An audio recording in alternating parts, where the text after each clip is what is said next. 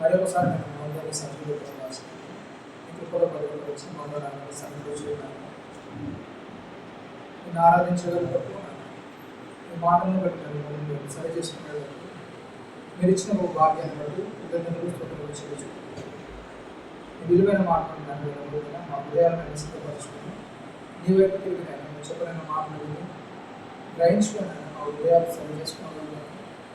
అవును నేను కృపను మా బలపరుచుకుని చెప్పలేని నేను తగ్గించుకొని ఈ వాక్యాన్ని చదవటప్పుడు మేమపరచగలను. కృపను మా బలపరుచుకుని క్రీస్తు అధిపరుషులు మా ప్రార్థన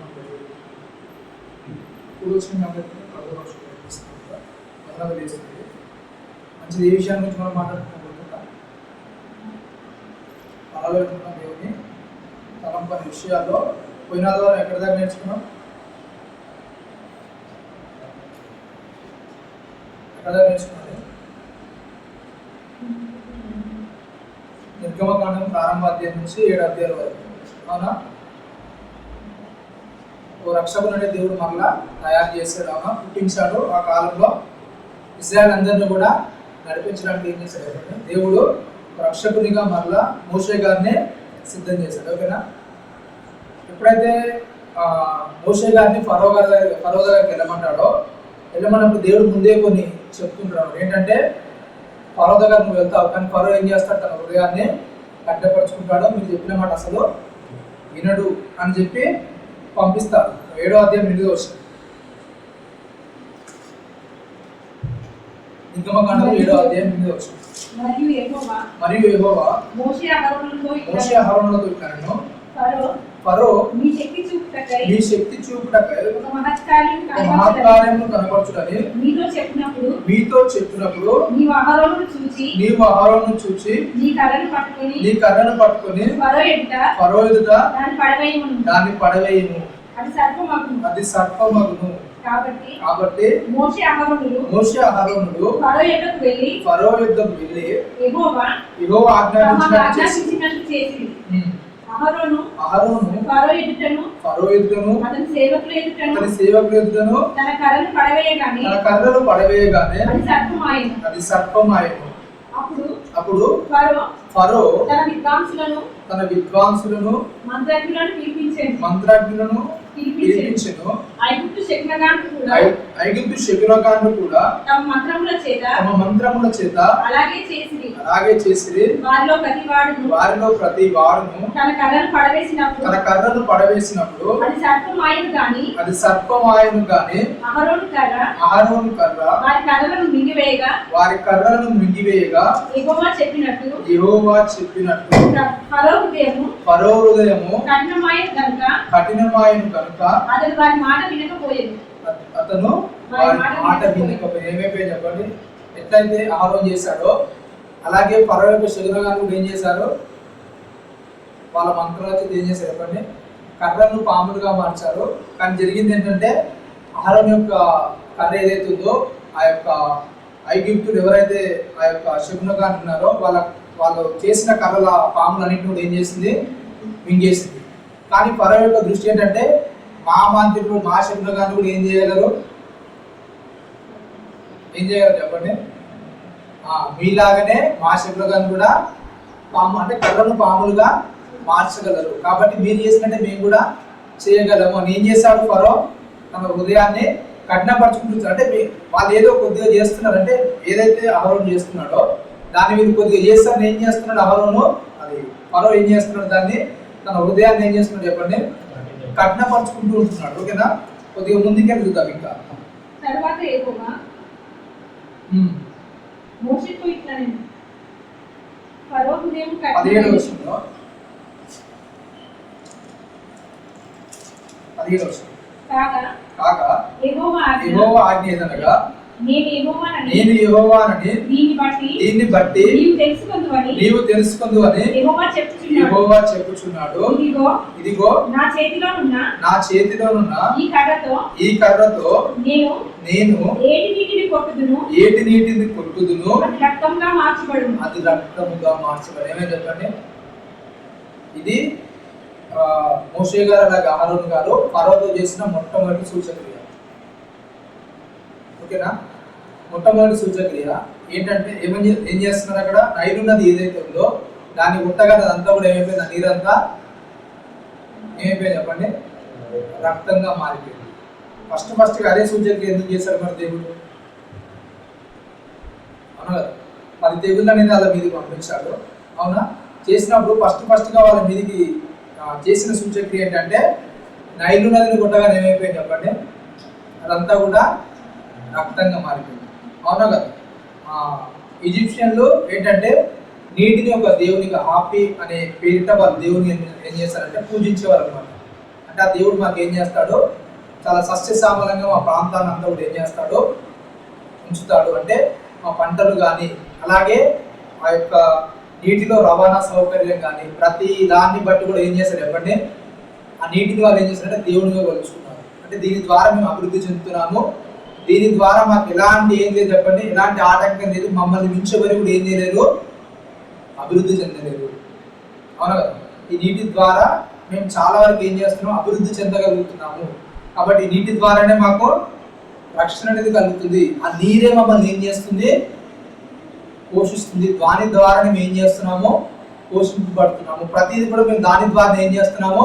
తీసుకుంటున్నాం. తినడానికి చేపలు కానీ అలాగే వాళ్ళ పంటలు కానీ, అవునా, వారికి త్రాగడానికి నీరు కానీ, అవునా, వారికి రవాణా సౌకర్యం కానీ, ఇవన్నీ కూడా ఏంటంటే ఆ నీటి ద్వారానే వాళ్ళకి అన్ని కూడా జరుగుతున్నాయి. దాన్ని బట్టి వాళ్ళు ఏం చేస్తారు? దాన్ని ఒక దేవునిగా కొలుచుకుంటూ ఆ దేవుడు మమ్మల్ని ఏం చేస్తాడు? ఏమైనా సరే ఏం చేస్తాడు చెప్పండి? మమ్మల్ని రక్షించగలుగుతాడు. ఏదైతే వాళ్ళ నమ్మకం ఉందో దాన్ని ఏం చేస్తాడు చెప్పండి? మొట్టమొదటి సూచక్రియ ఏం చేశాడో నీటిని ఏం చేశాడు చెప్పండి?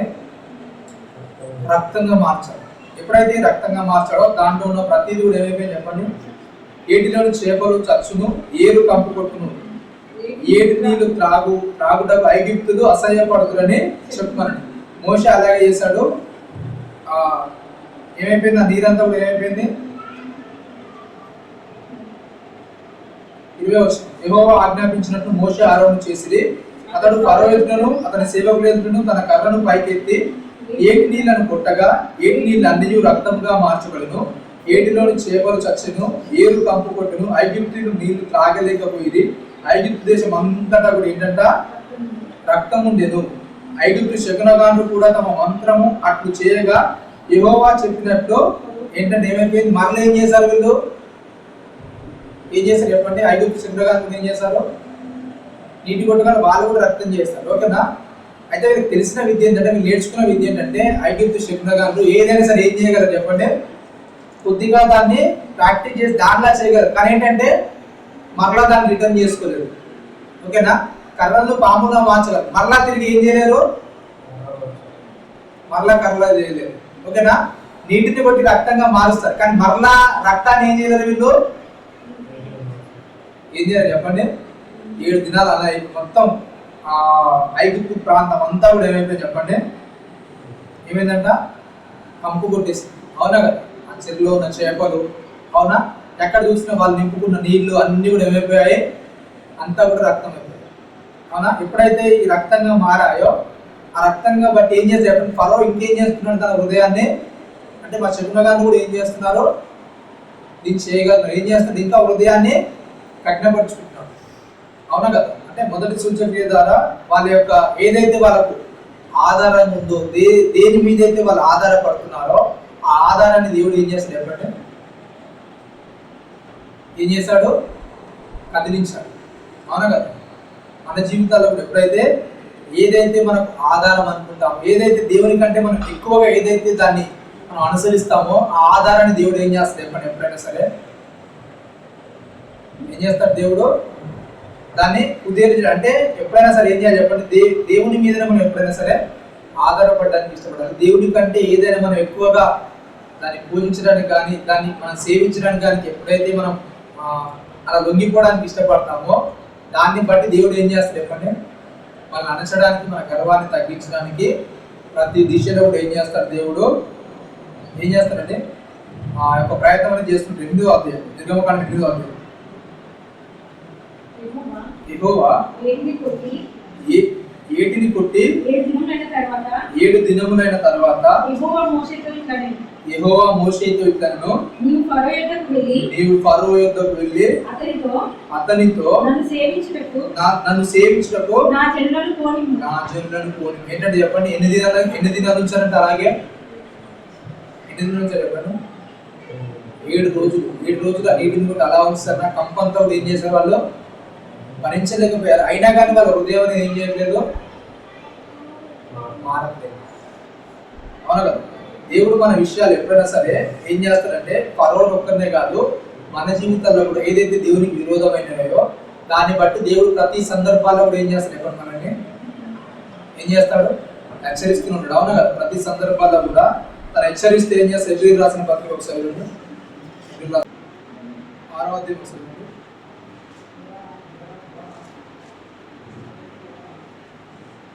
కాబట్టి నిర్జీవ క్రియలను విడిచి మారు మనసు పొందుటయు దేవుని యందలి విశ్వాసమును బాప్తిస్మములను గురించిన బోధయు హస్త నిక్షేపణమును మృతుల పునరుద్ధానమును నిత్యమైన తీర్పును అని పునాది మరలా వేయక క్రీస్తును గూర్చిన మూలోపదేశమును మాని సంపూర్ణ మగుటకు సాగిపోదము.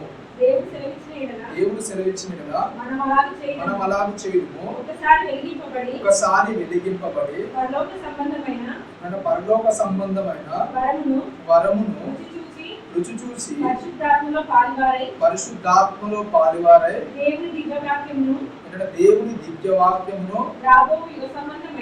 రాబో యుగ సంబంధమైన శక్తుల ప్రభావమును అనుభవించిన తర్వాత తప్పిపోయిన వారు తమ విషయంలో దేవుని కుమారుని మరలా సిలువ వేయచ్చు బహాటముగా ఆయనను అవమానపరుచున్నారు. ఏంటంటే చెప్పండి, ఏమవుతుందంట? చెప్పండి, ఎప్పుడైతే మన హృదయం అనేది కఠినపరచబడుతుందో, ఎప్పుడైతే మనము దేవుడు చెప్పిన మాట ప్రకారం ఎప్పుడైతే నడవమో దాన్ని బట్టి ఏమవుతుందంటే చెప్పండి, ఏమవుతుందంట? మనకు ఉన్న జ్ఞానం ప్రకారం, మనకున్న ఆలోచనల ప్రకారం ఎప్పుడైతే మనం క్రీస్తులోకి వచ్చామో, నేను ఇలా ఉంటే చాలు, ఇంతకంటే ఇంకెక్కువే మారతాను. అవును కదా? క్రీస్తులో నేను ఇలా సాగిపోతే చాలే, అవును కదా? ఇంతకంటే ఇంకా నేను ఇంకేం అప్గ్రేడ్ అవుతాను. అవును కదా? ప్రతి దానిలో ఏం చేస్తాడు ఇప్పుడు మనిషి? ఏం చేస్తాడండి? కొత్తది వాడాలని చూస్తాడా, పాత దాన్ని మరలా వాడాలని చూస్తాడా? ఏం చేస్తాడు చెప్పండి? ఏ విషయాలైనా సరే మనిషి ఏం చేస్తాడో అప్గ్రేడ్ అవ్వడానికి ప్రయత్నం చేస్తాడు. అవునా కదా? ప్రతి విషయంలో కూడా మనిషి ఏం చేస్తాడో అప్గ్రేడ్ అవుతుంటాడు. అవునా కదా? అంటే ఏదైతే తన వస్తువులు ఉన్నాయో, తన సంపాదన ఏ దాని విషయంలో సరే అభివృద్ధి చెందాలనుకుంటా. అవునా కదా? ప్రతి దాంట్లో కూడా మనిషి ఏం చేస్తాడో అభివృద్ధిగా ఉంటాడు. అవునా? అనుకునే మనిషి తన భక్తి విషయానికి వస్తే ఏం చేస్తాడు చెప్పండి? ఏం చేస్తాడు? మరలా పాత జీవితాన్ని వెతుకుంటాడు. పాత జీవితంలో మరలా గడపడానికి ఇష్టపడుతుంటాడు. అవును కదా?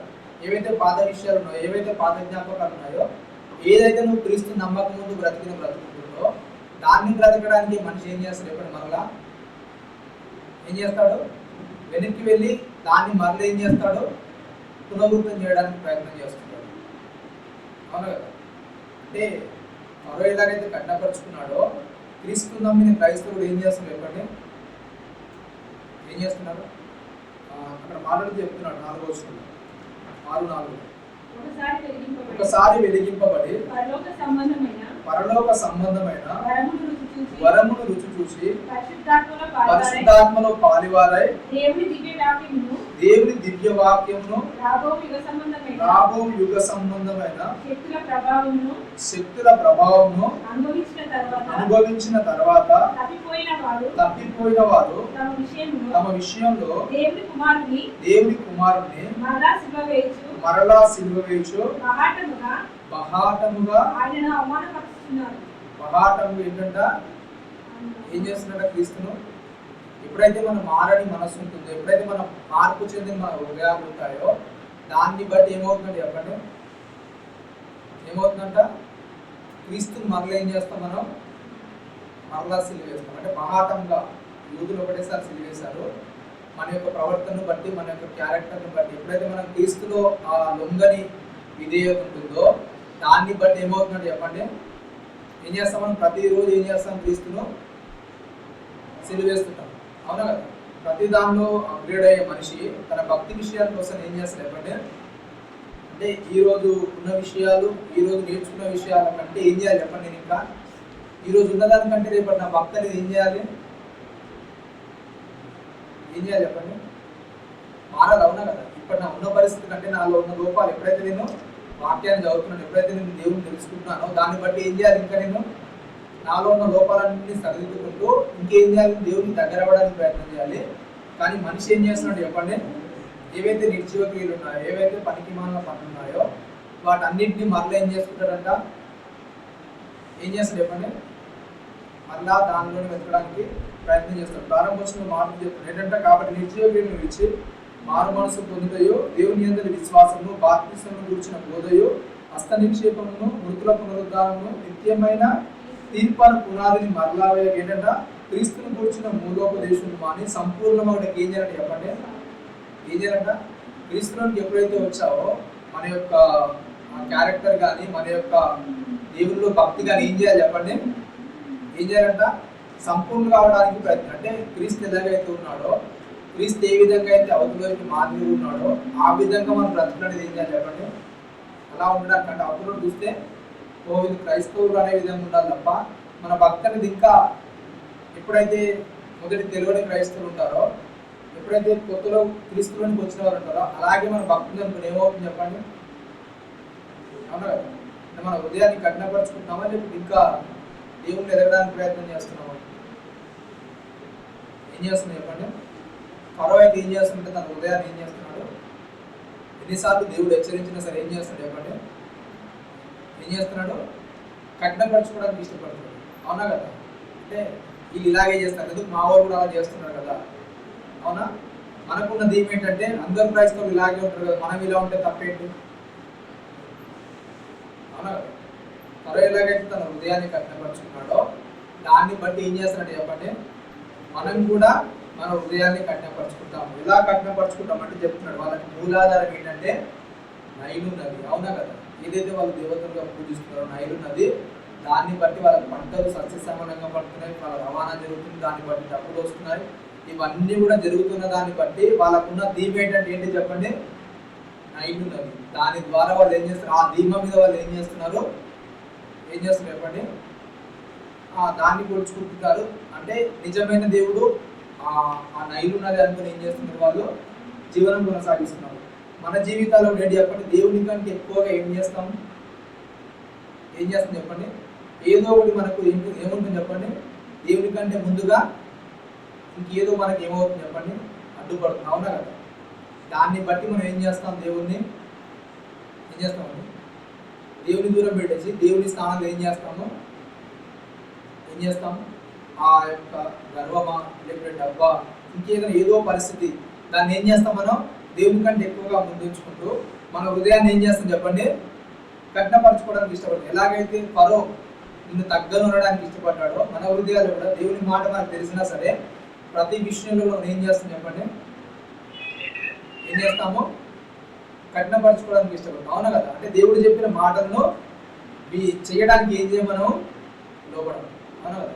ఫస్ట్గా మోషేతో మాట్లాడినప్పుడు దేవుడు ఏం చేస్తారు చెప్పండి, మోషే గారు ఏం చేస్తున్నారు, ఏం చెప్తారు చెప్పండి. ఫస్ట్గా ఎప్పుడైతే దేవుడు మోషే గారితో నువ్వు వెళ్ళు ఇలా ఫరో ఎదుట మాట్లాడని చెప్పినప్పుడు ఏం చేస్తాడు, మనం చూసుకున్నాం ఎబ్రీ పత్రికలో ఆయన 40 సంవత్సరాలు ఏం చేస్తారు చెప్పండి, ఏం చేస్తాడు, సకల విద్యలు కూడా అపోస్తల కార్యాలు చూస్తాడు. సకల విద్యలు కూడా 7వ అధ్యాయంలో సకల విద్యలు అభ్యసించిన మోషే మాటలేందును అతని క్రియలేందును ఏం చేస్తారు చెప్పండి, ప్రవీణుడు. కానీ దేవుడు ఎప్పుడైతే అడుగుతాడో ఇలా ఫరో దగ్గరికి వెళ్ళని మాట్లాడినప్పుడు ఏం చేస్తారు చెప్పండి, నేను నోటి మాంద్యం గలవాడు.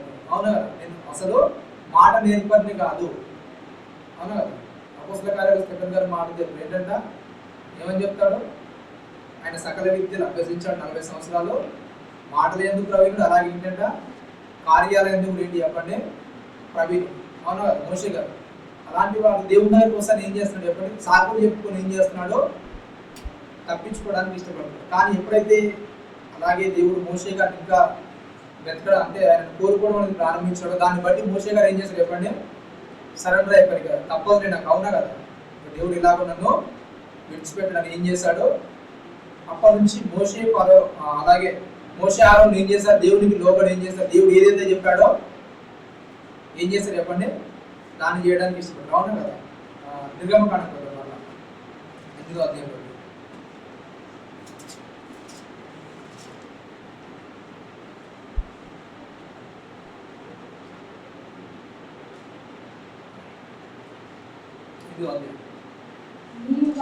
యెహోవా ఏటిని కొట్టి 7 దినములైన తర్వాత యెహోవా మోషేతో చెప్పాడు, నీవు ఫరో యొద్దకు వెళ్ళి అతనితో నన్ను సేవించడం నా దినములను పోనివ్వు.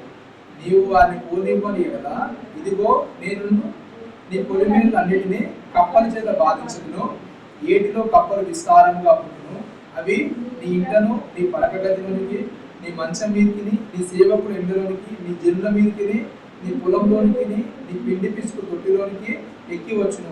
ఆ కప్పలు నీ మీదికి నీ జనుల మీదికి నీ సేవకులందరి మీదికి వచ్చునని యెహోవా సెలవిచ్చున్నాడని చెప్పిన. ఏంటంట మరలా వెళ్ళి అవునా అంటే ఒకసారి వెళ్ళినప్పుడు ఏం చేశాడు, ఫస్ట్ కర్రను పాముగా మార్చినప్పుడు ఏం చేశాడు చెప్పండి, ఏం చేశాడు ఫరో ఏం చేశాడు చెప్పండి, వీళ్ళని తృణీకరించిన. అవునా కదా. వద్దని మీ మాట వినని నిలబెట్టాడు. అవునా కదా. అవునా అంటే దేవుని విషయాలు మనం ఎప్పుడైతే ఒక వ్యక్తి మన మాటినట్లేదో దాన్ని బట్టి దేవుడు మరలా మనం కలుసుకున్నప్పుడు ఎలా ఉంటుందో చెప్పండి మన భక్తి జీవితం అనేది. అవునా కదా. ఎప్పుడైతే క్రీస్తులో మనం ఎదుగుతున్నామో, క్రీస్తు దగ్గరికి మనం వస్తున్నామో, ఒక వ్యక్తి మనల్ని చీకొట్టిన తర్వాత కూడా దేవుడు అతను తెలియ మాట్లాడమంటే ఎలా ఉంటుందో చెప్పండి మనం. అవునా కదా. మనం చెప్పిన మాట ఆ వ్యక్తి వినడు. అవునా కదా.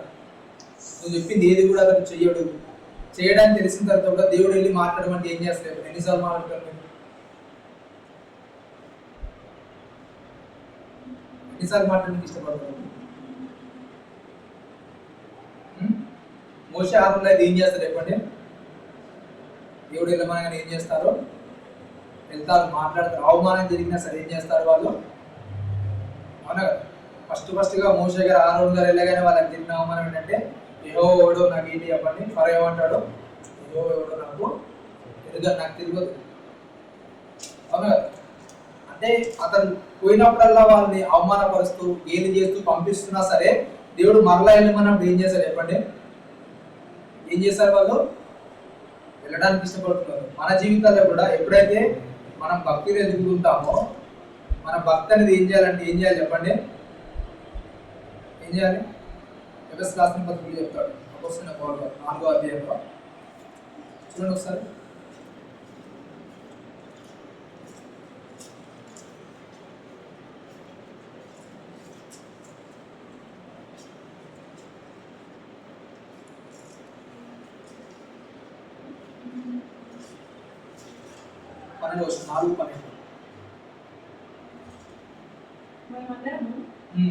విశ్వాస విషయంలోను దేవుని కుమారుని గూర్చిన జ్ఞాన విషయంలోను ఏకత్వం పొంది సంపూర్ణ పురుషులమగుటకు అనగా క్రీస్తుకు కలిగిన సంపూర్ణతకు సమానమైన సంపూర్ణత కలవార మగు వరకు ఆయన ఏం చేయాలంటే చెప్పండి, ఏం నియమించారంట. ఏం నియమించారు 17వ వచనం, దీంట్లో 17వ వచనం.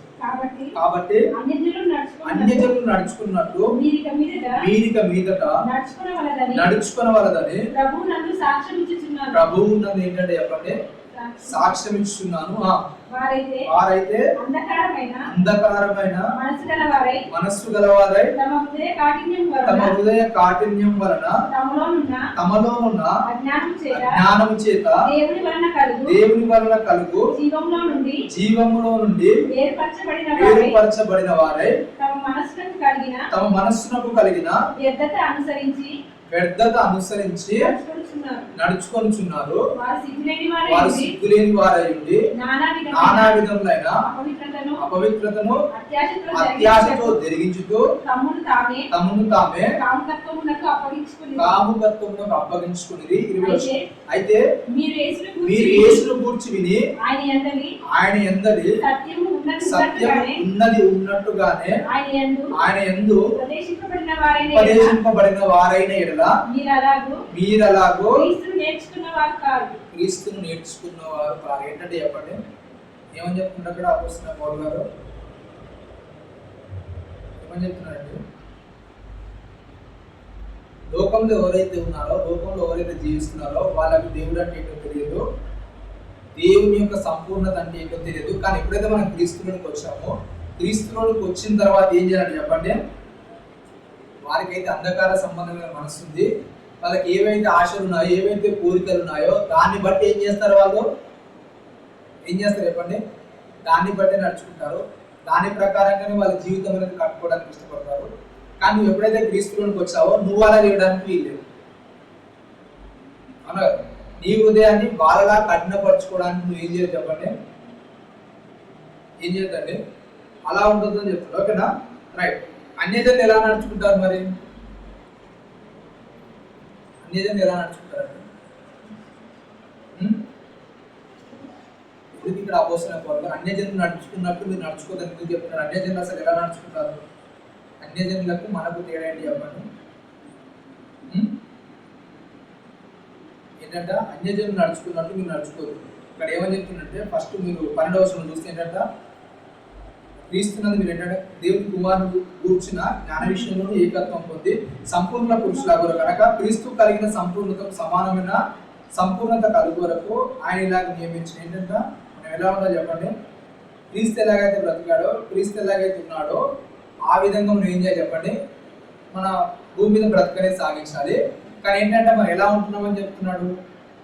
అన్యజనులు ఉన్నట్టు నడుచుకోదంటారు. అంటే అన్యజనులు నడిచినట్టు నడుచుకోదంటే మనం ఉంటున్నామనా లేకుంటే ఉండట్లేదని చెప్తున్నారు పౌలు గారు. మీరు కూడా ఏం చేస్తున్నారు చెప్పండి? అన్యజనులు ఎలాగైతే ఉంటారో అలాగే మీరు ప్రవర్తిస్తున్నారు. అవునా కదా? అన్యజనులు ఎలాగైతే నడుచుకుంటారో, వాళ్ళ హృదయాన్ని ఎలాగైతే కఠినపరుచుకుంటారో అలాగే మీరు కూడా ఏం చేస్తున్నారు చెప్పండి? ఏం చేస్తున్నారు? హృదయాన్ని కఠినపరుచుకుంటున్నారు. ఆ యొక్క దేవుని విషయాలు ఏం చేస్తున్నారు చెప్పండి? ఫరో ఎలాగైతే దేవుని ఎదిరించారో మీరు కూడా ఏం చేస్తున్నారు చెప్పండి? దేవుని నడుచుకుంటామని చెప్పుకుంటారు. కానీ ఏంటంటే ఎప్పుడైతే మనం దేవుని మాటను అనుసరించమో, ఎప్పుడైతే మనం దేవుని మాటను పాటించమో, దేవుని ఎలా అనుసరిస్తాం మనం? దేవుని అనుసరించిన వారికి ఎలా ఉంటాం మనం? అనగా వాక్యాన్ని ఎప్పుడైతే మనం పాటించమో, వాక్యాన్ని పాటించినప్పుడు మనం దేవుణ్ణి నమ్మిన వారిగా, దేవుణ్ణి అనుసరించే వారికి ఎలా ఉంటాం మనం? అనగా మీరికే క్రైస్తవులు ఉంటారు తప్ప దేవుణ్ణి అనుసరించే వారికి మనము వాక్యం ఏదైతే ఉందో దాన్ని బట్టి ఎప్పుడైతే మనం చేస్తామో దాన్ని బట్టి ఏం చేస్తాం? మనం క్రైస్తవులు అంటే దేవుని బిడ్డలుగా మనం దేవుని చేత పిలువబడతాం. లోక విధానం సరే కానీ వాక్యం ప్రకారంగా మనం ఎప్పుడైతే బ్రతుకుతామో దేవుని చేత మనం ఏం చేస్తాం? దేవుని బిడ్డలుగా ఉంటాం. కానీ ఎప్పుడైతే మనం వాక్యాన్ని దాటి, మన పరిధి దాటి మన హృదయాన్ని కఠినపరుచుకుంటుంటామో అప్పుడు ఏమవుతుందండి చెప్పండి? ఏమవుతుంది చెప్తున్నాడు అక్కడ. అయితే మీరు యేసును గూర్చి విని ఆయన యందలి సత్యం ఉన్నది ఉన్నట్టుగానే ఆయన యందు ఉపదేశించబడిన వారైన ఎడల మీరు ఎలాగేంటంట? క్రీస్తు నేర్చుకున్నవారు కాదు. ఏంటంట? ఒకవేళ నిజంగా క్రీస్తు నేర్చుకుంటే ఎలా ఉంటారు మీరు? నిజంగా క్రీస్తుని ఎదిగిన వారైతే, క్రీస్తులో ఉన్నవారైతే ఏ విషయాలను సరే ఏం చేయాలంటే చెప్పండి? అక్కడ చెప్పిన ఏంటంట మాటలు చెప్పిన ఏంటంట, వారైతే అంధకార సంబంధమైన మనసు కలిగి తమ హృదయ కాఠిన్యం వల్ల తమలో ఉన్న అజ్ఞానం చేత దేవుని వలన కలుగు జీవంలో నుండి వేరుపరచబడిన వారై తమ మనస్సుకు కలిగిన వ్యర్థతను అనుసరించి ఏం చేస్తారు చెప్పండి? అవును కదా? వ్యర్థతను అనుసరించి ఏం చేస్తారు? లోకంలో ముందు ఏం చేస్తారు చెప్పండి? ఏం చేస్తారు? ఆ వ్యర్థతను అనుసరించి నడుచుకుంటారు. అవును కదా? వ్యర్థత అంటే ఏంటి? వ్యర్థం అంటే ఏంటిది? వ్యర్థం అంటే ఏంటిదండి? ఏదైతే పనికిరాని ఉంటుందో, మనకు బయట పారేసి ఉంటాయి, వాటి అన్నింటి కూడా ఏమంటారు చెప్పండి? వ్యర్థాలు అంటారు. అవునా కదా? అంటే మన లోపల ఉంచుకోలేనివన్నీ కూడా ఏంటి చెప్పండి? వ్యర్థమైన. అవునా? ఆ వ్యర్థమైనవన్నింటినీ కూడా ఏం చేస్తారంట, లోకంలో ఏం చేస్తారు, దాన్ని ఏం చేస్తారంటే దాన్ని అనుసరించినట్టు. అవును కదా, మనకు తెలుసు మార్కు సువార్త 7వ అధ్యాయంలో మన విషయాలు యేసుక్రీస్తు వారే ప్రత్యేకంగా మార్పు చేస్తారు.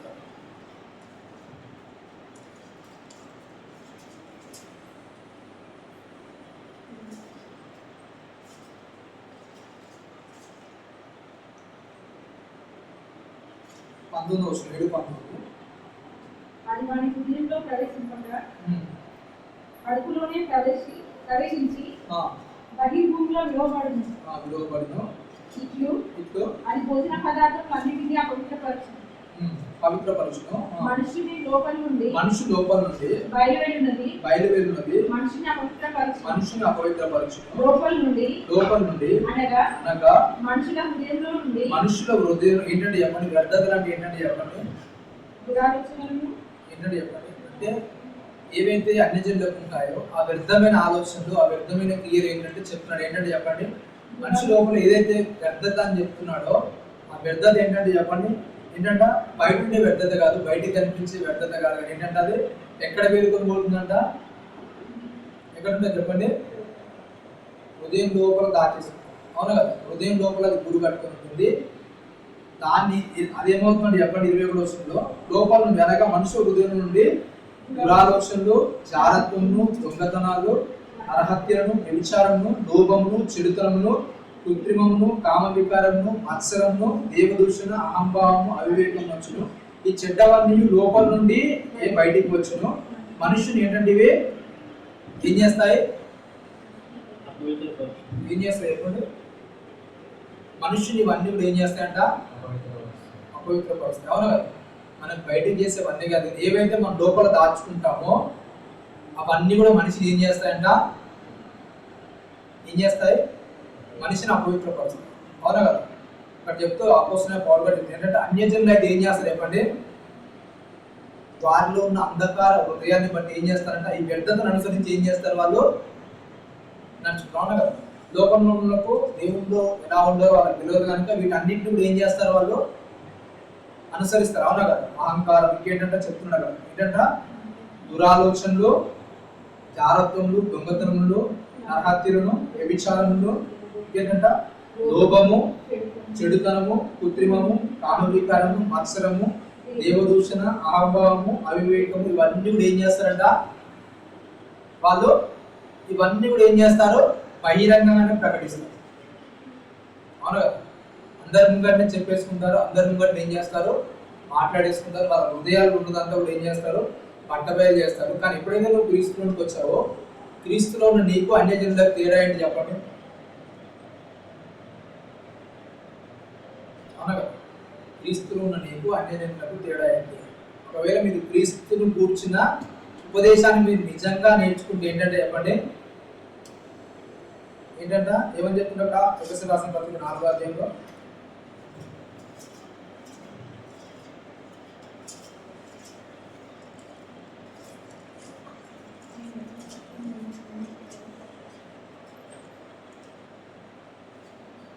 అయితే మీరు యేసును కూర్చి విని ఆయన యందు సత్యం ఉన్నది ఉన్నట్టుగానే ఆయన యందు ఉపదేశించబడిన వారైనలా మీరు అలా ఏంటంట క్రీస్తుని నేర్చుకున్నవారు కాదు. ఆయన క్రీస్తు ఏదైతే చెప్తున్నాడో దాన్ని నిజంగా మనం నేర్చుకున్నట్లయితే ఏం చేస్తాం చెప్పండి, ఏం చేస్తాం, మనం క్రీస్తులా ఉండడానికి ప్రయత్నం చేస్తాం, క్రీస్తులా మనం మారడానికి ప్రయత్నం చేస్తాం. ఒకవేళ నువ్వు క్రీస్తులా మారడానికి ఇష్టపడట్లేదు అంటే నువ్వేం చేస్తున్నట్టు, క్రీస్తు నేర్చుకున్నట్ట. ఇంకా మన లోపల ఆ డబ్బము కానీ, ఆ మత్సరం కానీ, ఆ క్రోధం కానీ, ఆ అల్లరితో కూడిన పనులన్నీ కానీ మన హృదయాలు ఇంకా నివసిస్తున్నాయంటే నువ్వు క్రీస్తు నేర్చుకుంటున్నావా, నేర్చుకోవట్లేదా? నేర్చుకోవట్లేదా? ఏదైనా సరే ఒక ఏదైనా కోర్సులో మనం జాయిన్ అయ్యామనుకోండి, ఏం చేస్తుంది చెప్పండి, ఆ కోర్స్ పీరియడ్ అనేది ఉంటుంది. అవునా కదా, ఒక 6 నెలల 3 నెలలు లేకపోతే 1 సంవత్సరం 2 సంవత్సరాలు ఏం చేస్తారు చెప్పండి, దాని గురించి ఏం చేస్తారు, పూర్తిగా అవగాహన ఇస్తారు. దాన్ని బట్టి ఆ యొక్క కోర్సులో ఏం చేస్తాడు, ఆ వ్యక్తి ఏం చేస్తాడు, నేర్చుకుని వదిలేస్తాడా, మళ్ళీ దాన్ని ప్రాక్టీస్ చేస్తుంటాడా? చేస్తారండి? ఏదైనా కోర్స్ మనం వెళ్ళడానికి నేర్చుకుంటాం అనుకోండి, మీరు కోర్స్కి ఎక్కడికి వెళ్ళినా సరే వాళ్ళు చెప్పేది ఏంటంటే, మీరు మామూలుగా ఇక్కడ వచ్చి వెళ్ళిపోతే ఏం చేయాలి చెప్పండి? ఏం చేయరు, ఏది కూడా రాదు. ఏం చేయాలి? మీ ఇంటికి వెళ్ళిన తర్వాత ఏం చేయాలి? దాన్ని ఏం చేయాలి?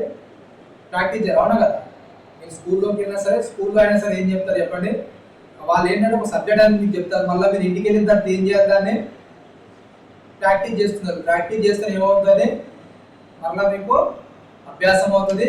అది ఎలా ఉందో లేకపోతే ఏం చేయమన్నారో అది అనేది మీకు నేర్చుకోవడానికి సులువుగా ఉంటుంది. దానిలో మీరు ప్రావీణ్యత అనేది సాధిస్తారు. అవునా కదా? అయితే ఎప్పుడైతే క్రీస్తు దగ్గరికి వస్తున్నాం, మనం ఏం చేస్తున్నాం చెప్పండి? వింటున్నాము, దాన్ని ప్రాక్టీస్ చేయడం అనేది ఏం చేస్తాం చెప్పండి? మర్చిపోతారు. అవునా కదా? దాన్ని వదిలేస్తారు, ప్రాక్టీస్ చేయాలి. అవునా కదా? నిజంగా మీరు ఎప్పుడైతే క్రీస్తులో ఒక విషయాన్ని మీరు ఇక్కడ చర్చలో కోరుకున్నారు అనుకోండి, అంటే నేను ఎవరి మీద కూడా కోపపడదని మీరు ఎప్పుడైతే కోరుకుంటాడో అప్పటి నుంచి దేవుడు ఏం చేస్తాడు? ఎప్పటి మీకు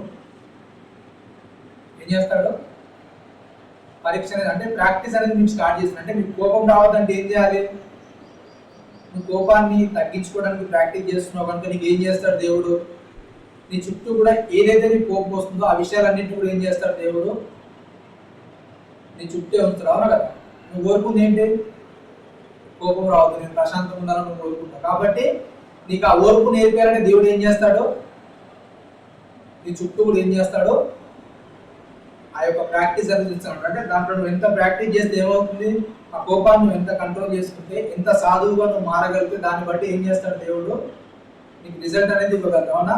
ప్రతి విషయాల్లో కూడా ఏదైతే మనం అది మన రోజు నుంచి వెళ్ళిపోవాలనుకుంటామో, మనం విసర్జించాలనుకుంటామో, ఆ ప్రతి దాన్ని కూడా దేవుడు ఏం చేస్తాడు? మన ముందుకు ఏం చేస్తాడు చెప్పండి?